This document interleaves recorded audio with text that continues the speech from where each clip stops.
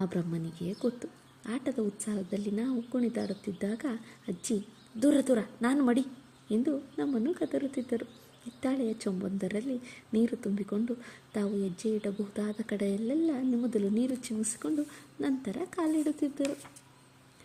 ಮಂಜುಳಾ ಅಜ್ಜಿಯ ಮಡಿಯನ್ನು ಹಾಸ್ಯ ಮಾಡುತ್ತಿದ್ದಳು. ಮಂಜುಳಾ ಎಂದರೆ ಅಜ್ಜಿಗೆ ಸ್ವಲ್ಪ ವಿಶ್ವಾಸ. ಆದುದರಿಂದ ಮಂಜುಳಾ ಅಜ್ಜಿಯನ್ನು ಎದುರಿಗೆ ಹಾಸ್ಯ ಮಾಡುತ್ತಿದ್ದಳು. ಅಲ್ಲ ಅಜ್ಜಿ, ನಲ್ಲಿ ಹುಳಿ ಹಾಕಿದರೆ ನೀರು ಮಡಿಯಾಯ್ತೋ ನಲ್ಲಿ ಮಡಿಯಾಯ್ತೋ? ಲೇ, ಎರಡು ಮಡಿ ಆದಾಗೆ ಸುಮ್ಮನಿರೆ.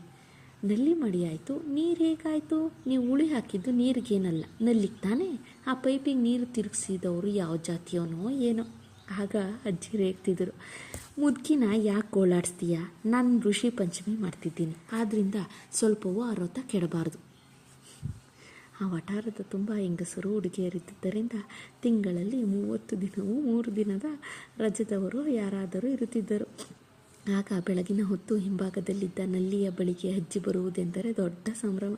ಅಜ್ಜಿ ಮುಚ್ಚಿದ ಬಾಗಿಲಿನ ಹಿಂದೆ ನಿಂತು, ಓದ್ಲೇನೆ ಅವಳು ಒಳಗೆ? ನಾನು ಹತ್ತಿರ ಇರೋರಿಗೆ ಅವಳಿಗೆ ಒಳಗಿರೋ ಕೇಳು, ಕಿಟಕಿ ಬಾಗಿಲಿಂದ ಇಣಕಬೇಡ ಎಂದು ಹೇಳು, ಗಟ್ಟಿಯಾಗಿ ಮಾತಬಾರ್ದು ಅಂತ ಹೇಳು. ಅವಳ ಸದ್ದು ನನ್ನ ಕಿವಿ ಮೇಲೆ ಬಿದ್ದರೆ ಪುನಃ ಸ್ನಾನ ಮಾಡಬೇಕಾಗುತ್ತೆ ಕಣೆ. ನಾನು ಸ್ನಾನ ಮಾಡಿ ಒಗೆದ ಮಡಿ ಸೀರೆ ಇಲ್ಲೇ ಕಟ್ಟಿರ್ತೀನಿ, ಅದನ್ನು ಒಳಗೆ ತಗೊಂಡು ಹೋಗೋವರೆಗೂ ಅವಳು ಹೊರಗೆ ಬರಬಾರ್ದು ಎನ್ನುತ್ತಿದ್ದರು. ಮಂಜುಳಾ ಮಾತಿಗೆ ಮೊದಲು ಮಾಡ್ತಿದ್ಲು. ಮಾತನಾಡಿದ್ರೆ ಏನಾಗುತ್ತೆ? ಹೋಗಲಿ, ನೀವು ಪರಸ್ಪರ ಒಬ್ರನ್ನೊಬ್ರು ನೋಡೋಟದಂತೂ ಬೇಡ. ಆದರೆ ನಿಮ್ಮ ಸೀರೆ ಕಟ್ಟಿದ್ರು ಅವಳು ಯಾಕೆ ಹೊರಗೆ ಬರಬಾರ್ದು? ಅವಳು ಸೀರೆ ಕಡೆ ನೋಡಬೇಡ ಅಂತ ಹೇಳಿದ್ರಾಯ್ತು. ಆದರೆ ನಿಮ್ಮ ಸೀರೆಗೇನು ಕಣ್ಣಿಲ್ವಲ್ಲ ಅವಳು ನೋಡೋಕ್ಕೆ? ನಿನ್ನ ಕೈಲಿ ಮಾತಾಡೋರು ಬುದ್ಧಿ ಇಲ್ಲ ಕಣೆ.